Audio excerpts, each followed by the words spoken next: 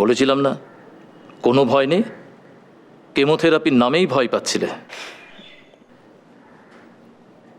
এবার দিদির সাথে বসে যত খুশি গল্প করো, এখনো অনেকটা সময় কাটাতে হবে। সিস্টার। Yes sir. কোনো রিয়াকশন হয়নি তো? No doctor. প্রয়োজন হলে আমাকে খবর দেবেন। ওকে। কি মুখটা ওরম করে আছিস কেন, বাংলার পাঁচের মতো? আমার সত্যিই কোনো কষ্ট হচ্ছে না।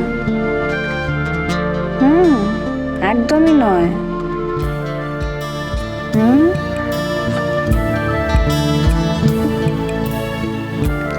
অনেকদিন ধরে না একটা কথা জিজ্ঞেস করবো ভাবছি, তাহলে আর বলা হচ্ছে না। বলি? বল। রাজ্যের কি খবর?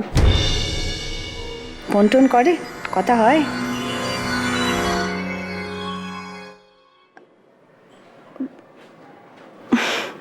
আরে বল।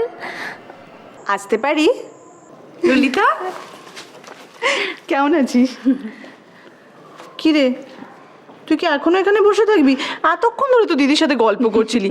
যা না, বাইরে বরং ইশিকা আছে, ওর সাথে গিয়ে গল্প কর। হ্যাঁ যা। এই ললিতা, লাবণ্য আবার রাগ করলো না তো? ধ্যাৎ। কি বলছি কি, দিদি ভাই ঈশান কি বাইরে আছে? সব সময় খালি বরের চিন্তা, তাই না?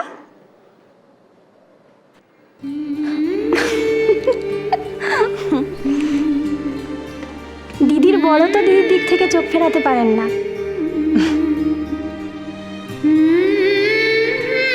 ঈশানের আর কি দোষ ভাই? আমরা কি আমাদের জায়ের দিক থেকে চোখ সরাতে পারি?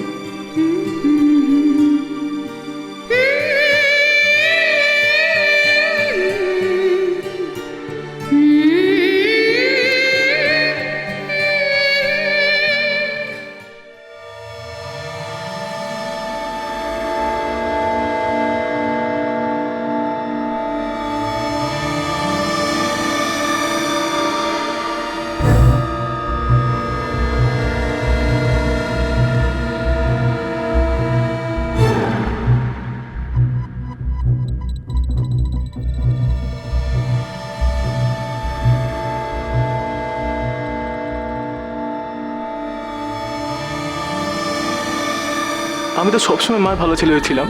মায়ের কোনোদিন কোনো কথার অবাধ্য হয়নি। মা যা চেয়েছেন তাই করেছি আমি। তবুও মা ভালোবাসেন না কেন?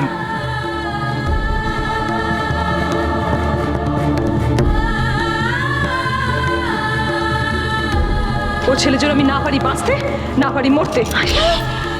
আজকে দুর্গা ষষ্ঠী, তুই আজকে ওকে দুধ করিস না? ওকে ডেকে নিয়ে আয়, ওর অমঙ্গল হবে। এটা দিয়ে ওকে আশীর্বাদ কর। কি বলছো তুমি? হ্যাঁ, যে ছেলের মুখের দিকে আমি তাকাতে পারি না, কেন পারি না তুমি খুব ভালো করে জানো। আর তুমি চাইছো এটা নিয়ে গিয়ে আমি ওকে আশীর্বাদ করি?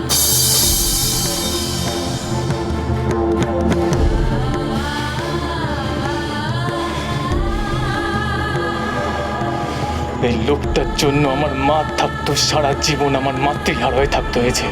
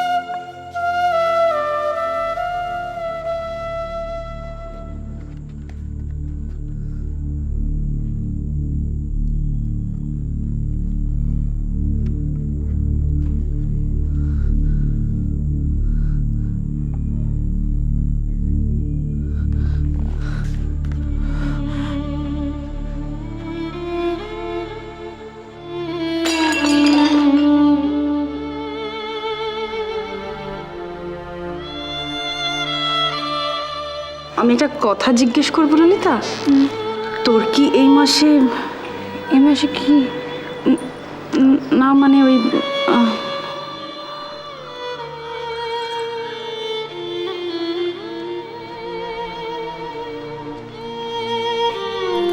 হ্যাঁ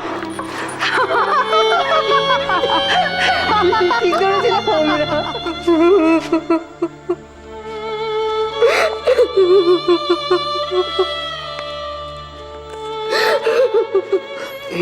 এই দোলন, আরে তুমি তুমি কাঁদছো কেন? কি হয়েছে বলো? কিছু না। ও, বুঝতে পেরেছি। ললিতার কথা ভেবে মন খারাপ হচ্ছে, তাই তো? সত্যি তো, কেমোর কথা ভাবলেই বুকটা কিরম কেঁপে ওঠে, তাই না? কিন্তু দোলন, দেখো আমরা তো সবাই আছি, তুমি কিচ্ছু ভেবো না, সব কিছু ঠিক হয়ে যাবে। কাঁদে না, কাঁদছো কেন বলো তো বোকার মতন? কেন?